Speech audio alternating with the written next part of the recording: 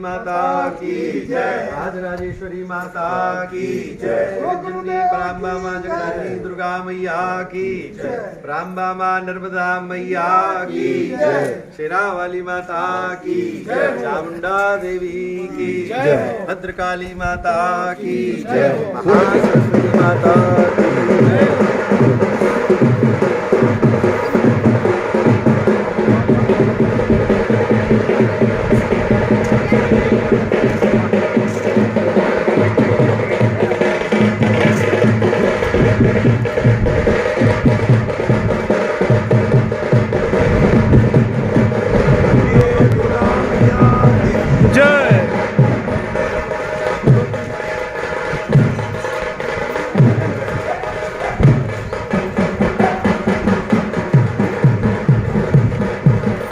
बोलो जगत जननी माँ शेरावाली की जगन्नाथ सरस्वती बोल साचे दरबार की जय।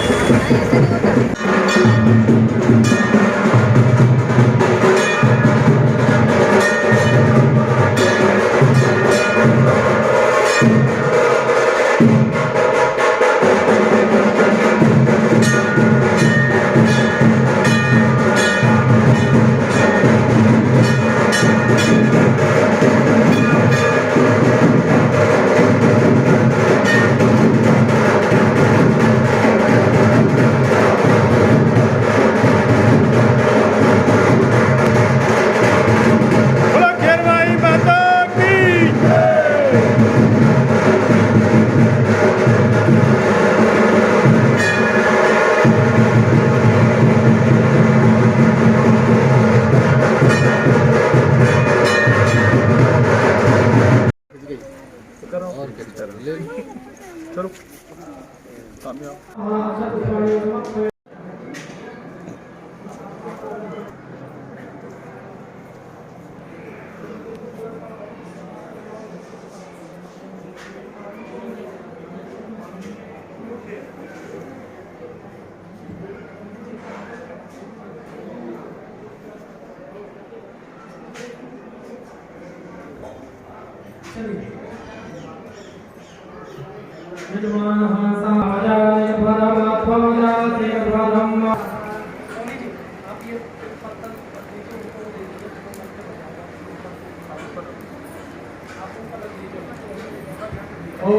अम्बे अम्बिके बालिके नवालय दिक्षाना सा सत्यत्वकः पुत्रिका काम्पेलवासिनीं वा सुगौर्यै स्वाहा ओम सिद्धस्ते ब्रह्माणाधिपतये नमः स्वाहा ओम लक्ष्मीनारायणाभ्यां नमः स्वाहा ओम उमामहेश्वराभ्यां नमः स्वाहा ओम वाणी हिरण्यगर्भाभ्यां नमः स्वाहा ओम सतीपुरन्दराभ्यां नमः स्वाहा ओम मातृविष्णुचरणकमलेभ्यो नमः स्वाहा ओम ईश्वरेणाभ्यो नमः स्वाहा ओम सर्वेभ्यो देवेभ्यो नमः स्वाहा ओम सर्वेभ्यो ब्राह्मणेभ्यो नमः स्वाहा ओम सिद्धिदेवाय श्रीमन्महागणाधिपतये नमः स्वाहा। महाराज जी नर्मदे हर। महाराज जी आप श्रीमद् भागवत पुराण जो यहाँ पर हो रहा है उसका श्रवण करा रहे थे। मेरे मन में एक उत्सुकता है। पुराण सब तरफ होते रहते हैं। व्यास पीठ पर या व्यास गद्दी पर बैठने के लिए क्या योग्यता होनी चाहिए? सबसे पहले वक्ता का आचार विचार आहार विहार स्वच्छ होना चाहिए। जो वो वक्ता का तो यही है कि लक्ष्य एक होना चाहिए, जिसकी कथा वो कर रहा है बैठ करके। यहाँ पर मंडला में तो मैं मंडला नहीं, मैं मंडल बोलता हूँ जी। तो मंडला से मंडला हो गया। ये क्यों? एक जब रास हो रहा था तो एक मंडल बनाया भगवान कृष्ण ने, गोपियों का मंडल जी। और उसमें भगवान आए। जहाँ गोपियाँ एकत्रित हो गईं और जहाँ ज़्यादा गोपियाँ इकट्ठी हुई वो मंडला हो गया। वो मेरे भाव हैं जी। कोई ऐसे पुराणों में नहीं है। तो यहाँ का जो भाव है एक रास, और यहाँ के लोगों में जो देखा कि माँ नर्मदा की इतनी कृपा है कि सब लोगों ने एकजुट होकर के एक स्वर में कहा कि हम लोग इस कार्यक्रम श्रीमद् देवी सप्ताह, भागवत सप्ताह सब जगह होते हैं, लेकिन श्रीमद् देवी भागवत मृदु किशोर कॉलोनी में पहली बार हुई। और वक्ता को चाहिए कि जिसकी कथा कर रहा वो उससे जुड़वाए, ना कि वक्ता अपने से श्रोताओं को जुड़वाए। वक्ता में ये होना चाहिए। महाराज जी जैसे कोई भी पुराण होता है 7 दिन में तो संभव नहीं है पूरी कथा, तो उसको कैसे आप लोग मतलब श्रवण कराते हैं कि पूरा भाव पूरा वृत्तांत श्रोताओं तक पहुंच सके? एक्चुअली में जिसकी कथा हो रही है सही तैराकी वो है जो तैरना जानता है, और वो जब तैरना जानेगा तो फिर जो डूबेगा उसको बचाएगा। तो पहले तो भगवती से हम प्रार्थना करते हैं कि वो हमारे अंतःकरण में हमको शक्ति दे कि हम कुछ बोल पाएँ, क्योंकि वो सिद्धपीठ है, वह सिद्ध चौकी है, वो कोई साधारण चौकी नहीं है जिसमें विराजमान भगवती रहती है। और जब तक हम अपने हृदय में नहीं उतारेंगे हम दूसरे को कैसे, हम अपने आचार में, तो हमारी कोशिश रहती है कि भगवती जो हमको परोसे हम भक्तों में परोसने का कोशिश करते हैं, विचार करते हैं कि सबका हृदय निश्चल हो और उस मार्ग पर चले जहाँ पर हमारे सनातन धर्म का विकास हो सके। पिछले कुछ वर्षों में माहौल बदला है, लोग धर्म के प्रति आकृष्ट हुए हैं, धर्म की महिमा को समझने लगे हैं। इस दौरान देखा भी जा रहा है कि अब बच्चों को भी हम शास्त्रों की शिक्षा देते हैं। तो आप जैसे जानकार क्या हमारे श्रोताओं को बताएंगे कि यदि जो बच्चे या जो परिवार चाहते हैं कि उनके बच्चों को इस तरह की शिक्षा मिले तो उसके लिए क्या क्या प्रावधान है? उसके लिए प्रावधान तो ये है, जब तक हम अपने घर में संस्कार, हम ही नियम नहीं रखेंगे, माता पिता ही घर में नियम नहीं रखेंगे तो बच्चों को क्या संस्कार देंगे? सबसे पहला आज के समय में तो आप बच्चों को संस्कार दें कि मोबाइल से दूर रहें। आज की जो इलेक्ट्रॉनिक मीडिया जो है वो बहुत आगे बढ़ रही है। बच्चे क्लिप देख रहे हैं, माइंड पर गलत असर पड़ रहा है। सोते ही बच्चे लेते हैं और स्कूल से आते, तो उनको एकदम से कम मत करिए। आप डिवाइड कर दीजिए कि 10 मिनट आपको स्कूल से आने के बाद बच्चे को मोबाइल मिलेगा, 10 मिनट के बाद होमवर्क करेंगे। ये सब करने के बाद में सोने से पहले या कुछ ऐसा समय निश्चित कर लें कि मोबाइल से दूर रखें। साथ ही जब आप पूजन करें और संडे के संडे आपको टाइम मिलता है तो नर्मदा जी जाएं, दर्शन कराएं बच्चों को, और कहीं पार्क न जाएं। अपनी ही कॉलोनी में कितना सुंदर भव्य मंदिर है, उस मंदिर में नियम बना लें और बच्चों को ले जाएं। घर में हनुमान चालीसा या नर्मदा अष्टक है, दुर्गा अष्टक है, ये सब जब करेंगे घर में तो बच्चा केवल एक मोम की तरह होता है और वो जैसा हम करेंगे वो अनुकरण करेगा। हमारा जो इंटरव्यू देख रहा, आपका इंटरव्यू जो देख रहे हो बच्चे, उस बच्चे से किसी के मन में मान लो सुकता हो कि वो भी आपकी तरह बनना चाहे, तो उसके लिए क्या योग्यता होगी उसकी, कैसा पठन पाठन करे? कोई इंस्टीट्यूट ऐसा है जहाँ पर शिक्षा ग्रहण करे, पुराणों की शिक्षा जहाँ मिलती हो? हमारे ऊपर तो विशेष कृपा थी भगवती की, माता पिता की। जैसा संस्कार शुरू से आप डालेंगे उस संस्कार से ही बच्चा आगे बढ़ता है और उसमें जागृति पैदा होती है। घर का माहौल, आस पड़ोस का माहौल, उस माहौल को देखते हुए हम सब बच्चों से कहते हैं कि गणेश जी का और सरस्वती जी का पूजन करें, ना कि बहुत पूजन करने बैठ जाएं तो होमवर्क आप छोड़ देंगे।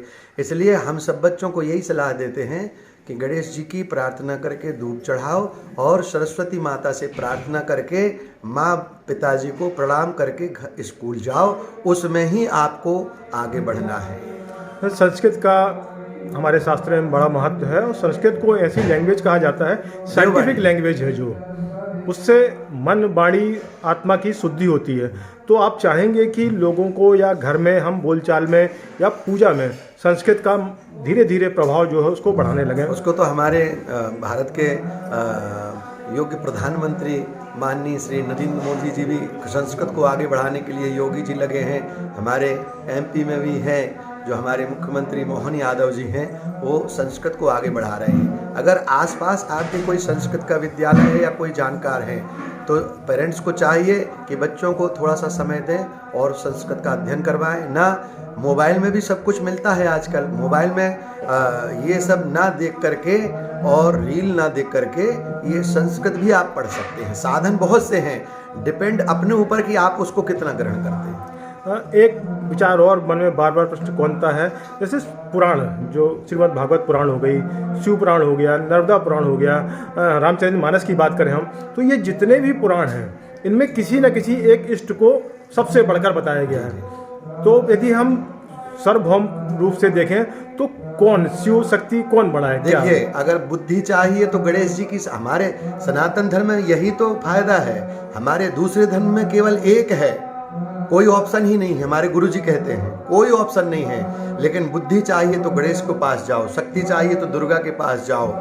कैसे, किस देवता से क्या प्राप्त? बुद्धि चाहिए तो सरस्वती की आराधना करो, हाँ, लक्ष्मी चाहिए तो लक्ष्मी जी की आराधना करो। सब ऑप्शन है हमारे पास, सारे देवता। इसीलिए हमारा सनातन धर्म वसुदेव कुटुंबकम की भावना रखता है। और आप कुंभ में गए होंगे, वहाँ कोई जात पात नहीं, सब एक ही साथ सभी वर्ण के लोग डुबकी लगा रहे हैं और सब माँ से यही प्रार्थना कर रहे हैं तीर्थराज प्रयाग में कि सर्वे भवन्तु सुखिनः, सर्वे सन्तु निरामया, सर्वे भद्राणि पश्यन्तु, माँ कश्चित् दुख भाग भवे।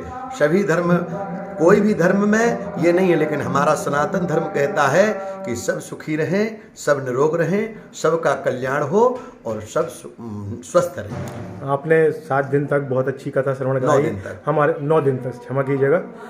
हमारे दर्शकों से इस कथा को लेकर या आपके मन में कोई भाव हो, बोलना चाहते हो तो? हमारा भाव तो ये है कि मंडला जो पावन भूमि नर्मदा तट है, सब जगह जाते हैं, लेकिन नर्मदा की जो भूमि है बड़ी पावन पवित्र है। यहाँ पर लोगों ने प्रकृति को संभाल के रखा है और इस कॉलोनी में खास करके इतना संगठन है कि मैं चाहता हूँ कि इस चैनल के माध्यम से एक बार मृदु किशोर कॉलोनी में आएँ, शक्तिपीठ में दर्शन करें और यहाँ के लोगों से जब आप मिलेंगे तो संगठन को कैसे रहना चाहिए और संगठन में कैसा प्रेम रहता है यहाँ की महिलाओं में, यहाँ के पुरुषों में, ये जीता जागता उदाहरण है। महाराज जी, आपने हमें समय दिया, चर्चा की, आपका बहुत बहुत धन्यवाद। नर्मदे हर। नर्मदे। जी, ये आपकी कॉलोनी में इतना अच्छा आयोजन हुआ है, इस पर कुछ अपने विचार रखेंगे आप? हमारी कॉलोनी में हमारे अध्यक्ष हैं भाई मधुर चौरसिया जी, आदरणीय श्री सोनी जी और कमल चौरसिया जी, इस तरह से पूरी जो समिति है इन सब ने मिलकर बहुत अच्छा ये आयोजन किया है और इसमें पूरी कॉलोनी वासियों ने कंधे से कंधा मिलाकर साथ दिया है और सब लोग एक साथ हम लोग खड़े रहे और आचार्य जी का यहाँ पर वर्ण किया और बहुत सुंदर आपने बड़े शानदार ढंग से माँ भगवती का यहाँ पर प्रवचन उपदेश हम लोगों को दिया, जो सभी लोगों को बहुत ही आनंद आया। क्या चाहेंगे हर वर्ष कोई ना कोई एक ऐसा आयोजन कॉलोनी में होता रहे? बिल्कुल, महाराज श्री प्रदीप दुबे जी से हम निवेदन करना चाहेंगे कि इस कॉलोनी को माता जी के दरबार को बिल्कुल गोद में ले लें और वर्ष में 2 बार यहाँ पर कार्यक्रम आयोजित करें, ऐसी हम सब लोगों की संकल्पना है। जय माता दी। जय।